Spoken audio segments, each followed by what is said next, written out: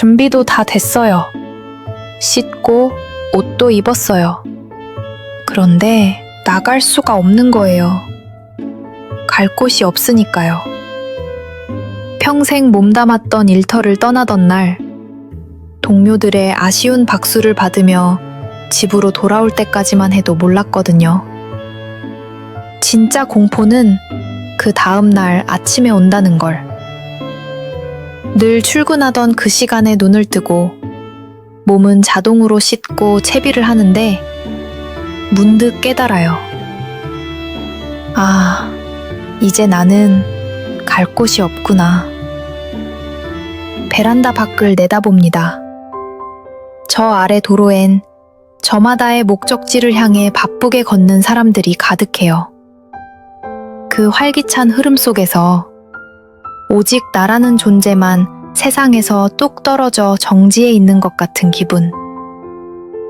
그때 밀려오는 그 서글픔과 정체 모를 불안감은 직접 겪어보지 않은 사람은 절대 알 수 없는 감정이에요. 많은 분들이 은퇴 후 가장 무서운 적이 통장 잔고일 거라고 생각하거든요. 그런데 뇌과학과 심리학은 전혀 다른 곳을 바라봐요. 중장년층을 가장 빠르게 무너뜨리는 진짜 괴물은 바로 이거예요. 내 쓸모가 사라졌다는 느낌. 인간의 뇌는 수십 년 동안 사회적 역할을 하면서 도파민과 세로토닌을 분비해왔거든요. 갈 곳이 있고 내 능력을 필요로 하는 마감이 있고 나를 기다리는 사람이 있을 때 뇌는 살아있음을 느껴요. 그런데 은퇴와 동시에 이 자극이 완벽하게 차단되면 뇌는 신체적 고통과 똑같은 수준의 사회적 배제 통증을 경험하게 되는 거예요. 그런데 말이죠. 우리보다 정확히 20년 먼저 이 절벽을 마주했던 일본에서 최근 아주 기묘한 현상이 일어나고 있어요. 70세가 훌쩍 넘은 분이 이력서도 없이 면접도 없이 스마트폰 하나로 매일 아침 당당하게 출근길에 오르거든요. 그들이 향하는 곳이 어두운 경비실이나 청소 창고가 아니에요. 젊은이들과 어깨를 나란히 하며 활기차게 웃고 오후엔 카페에서 따뜻한 라떼를 즐겨요. 심지어 73세 할아버지에게 대기업들이 먼저 러브콜을 보내는 일도 벌어지고 있어요. 한국의 은퇴자들이 퇴직금을 들고 치킨집으로 향해 3년 안에 빈손으로 주저앉을 때, 일본의 시니어들은 어떻게 나이가 들수록 더 단단해지고 행복해지는 걸까요?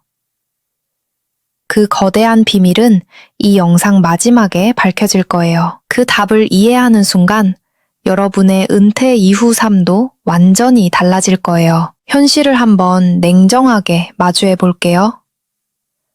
우리나라 65세 이상 어르신들의 노인 빈곤율이 무려 40%에 육박해요.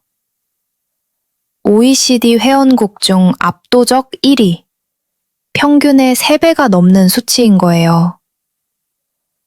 왜 이토록 성실하게 살아오신 분들이 은퇴와 동시에 빈곤의 늪으로 추락하게 되는 걸까요? 심리학적으로 보면요, 인간은 불안할 때 가장 익숙하면서도 가장 위험한 선택을 내리는 경향이 있어요. 바로 내 가게를 차리는 것이에요. 30년 동안 서류를 만지던 부장님이 퇴직금 1억 원을 쥐고 프랜차이즈 치킨집 문을 두드리거든요. 내가 대기업에서 상무까지 달았는데 닭집 하나 못 운영하겠어? 하는 근거 없는 자신감.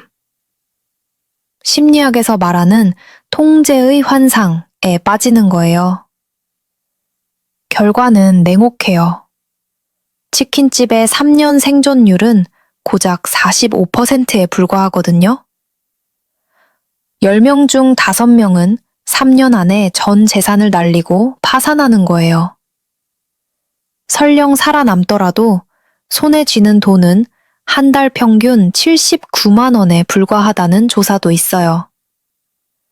서울 원룸 월세조차 내기 힘든 이 돈을 위해 온종일 뜨거운 불 앞과 차가운 바닥에서 온몸의 관절을 갈아놓는 거잖아요. 가게 문을 닫고 나면 선택지는 더 좁아져요.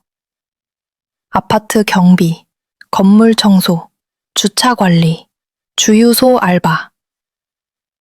수십 년간 기업의 현장을 총괄하고 조직을 이끌던 거대한 지혜들이 은퇴라는 문턱 하나를 넘었다는 이유로 아무런 전문성도 요구하지 않는 단순 노동시장으로 밀려나는 거예요. 여기서 가장 치명적인 심리적 상처가 생겨요. 평생 쌓아온 내 인생의 가치가 시급 10,000원짜리 노동으로 치환될 때 자존감이 완전히 박살나는 거거든요. 내가 겨우 이거 하려고 평생 밤낮 없이 일했나 하는 자괴감이 만성 무기력증과 우울증으로 이어지는 거예요. 정년은 60세인데 연금은 65세에 나오는 이 5년의 잔인한 공백기 동안 한국의 시니어들은 경제적 굶주림과 심리적 모멸감이라는 이중고를 겪으며 벼랑 끝으로 내몰리고 있어요. 돈도 없고 갈 곳도 없고 나를 알아주는 사람도 없는 삼중의 감옥. 그렇다면 20년 먼저 이 감옥을 경험했던 일본은 어떻게 이 문제를 풀어낸 걸까요? 그들이 발견한 열쇠는 결코 거창한 금융상품이 아니었어요. 매일 아침 8시, 일본 도쿄에 사는 69세 사토 씨는 눈을 뜨자마자 스마트폰 앱을 켜요. 화면에는 오늘 일할 수 있는 집 근처 물류창고와 서점 목록이 떠 있어요. 원하는 시간과 장소를 툭툭 터치하면 그걸로 끝이에요. 이력서도 필요 없고 젊은 면접관 앞에서 굽실거릴 필요도 없어요. 선착순으로 자리를 잡으면 그날의 출근 계약이 완료되는 거예요. 일본에서는 이걸 스키마 바이트, 즉 틈새 알바라고 불러요. 하루 종일 혹사당하는 노동이 아니에요. 오전에 딱 2시간에서 3시간. 체력에 무리가 가지 않는 선에서 책을 정리하거나 물건을 분류하고 일이 끝나면 QR코드를 찍어요. 급여는 그날 오후 통장으로 즉시 입금되는 거예요. 현재 이 틈새 알바 플랫폼에 등록된 60세 이상 시니어의 수만 31만 명이 넘거든요.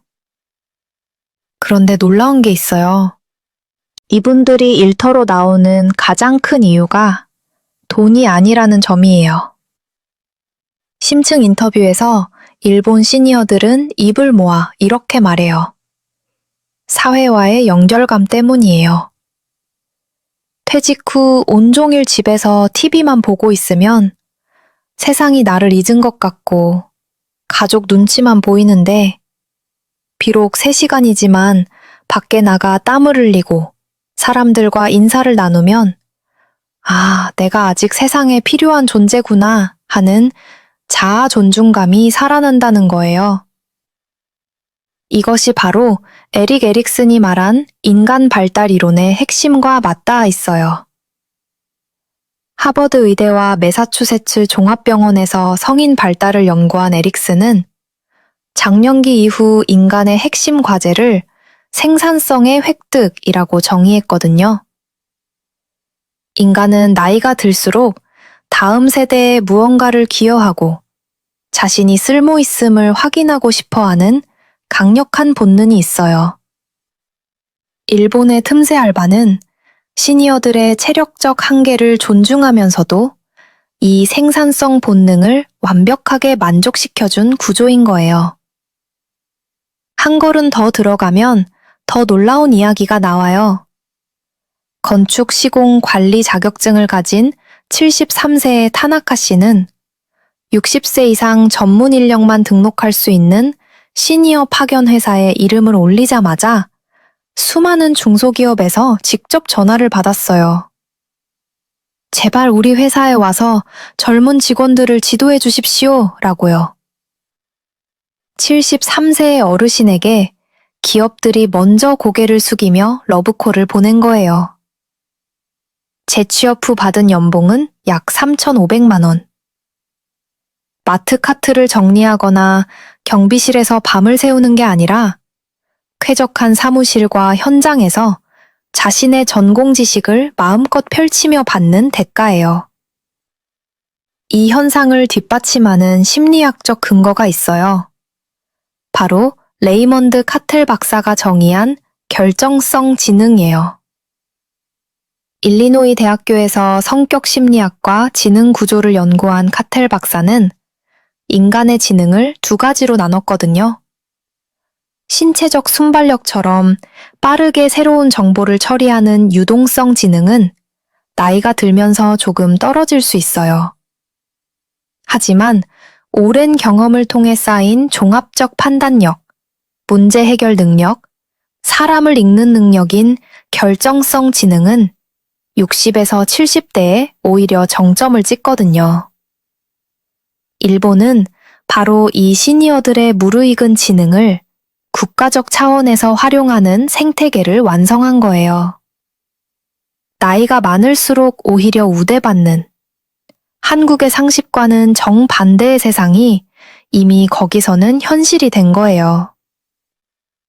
자, 그렇다면 지금 이 순간 우리는 뭘 할 수 있을까요? 거창한 계획 말고 오늘 당장 실천할 수 있는 것 3가지를 알려드릴게요. 첫 번째예요. 내 경력을 언어로 꺼내놓는 작업을 해보세요. 은퇴 후 가장 큰 문제 중 하나가 수십 년간 몸에 밴 지식과 경험을 다른 사람에게 설명하지 못한다는 거예요. 오늘 노트 한 권을 꺼내서 내가 직장 생활에서 가장 잘 해냈다고 생각하는 일 3가지를 써보세요. 어떤 상황에서 어떤 판단을 내렸고 결과가 어땠는지를 구체적으로 적는 거예요.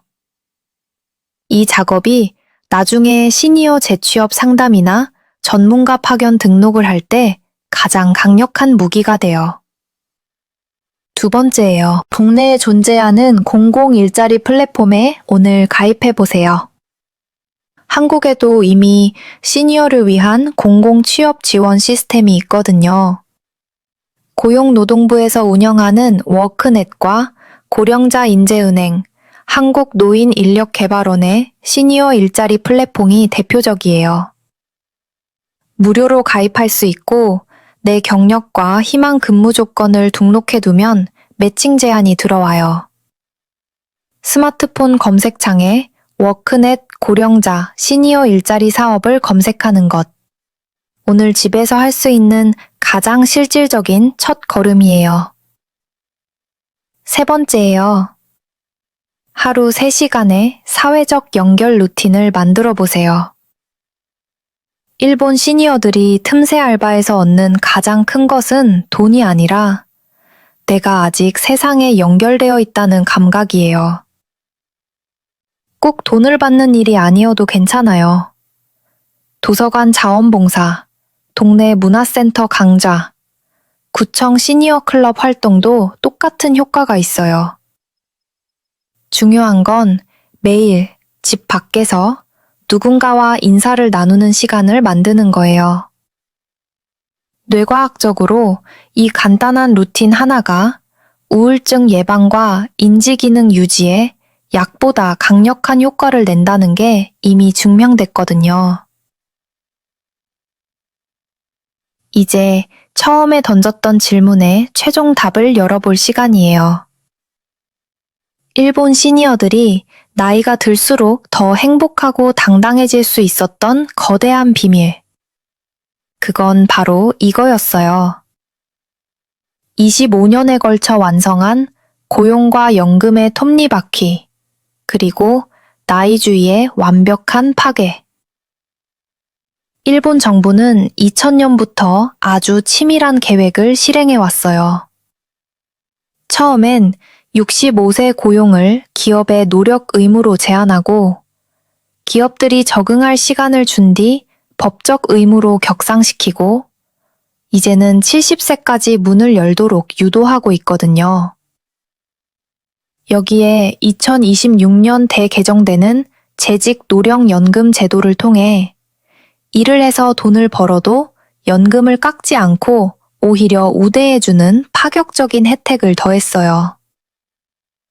대형 가전 유통기업 노지마처럼 정년 자체를 폐지하고 나이가 아닌 오직 능력 등급으로만 월급을 주는 기업 문화도 뿌리내렸어요. 60대 선배와 30대 후배가 실력이 같다면 똑같은 급여를 받는 거예요. 이 제도 안에서 일본 시니어들에게 노동은 어떤 의미가 됐을까요? 생계를 위해 어쩔 수 없이 버텨야 하는 형벌이 아니에요. 언제든 내 페이스대로 참여할 수 있는 품격 있는 삶의 권리가 된 거예요. 반면 우리의 현실은 여전히 차가운 절벽이에요.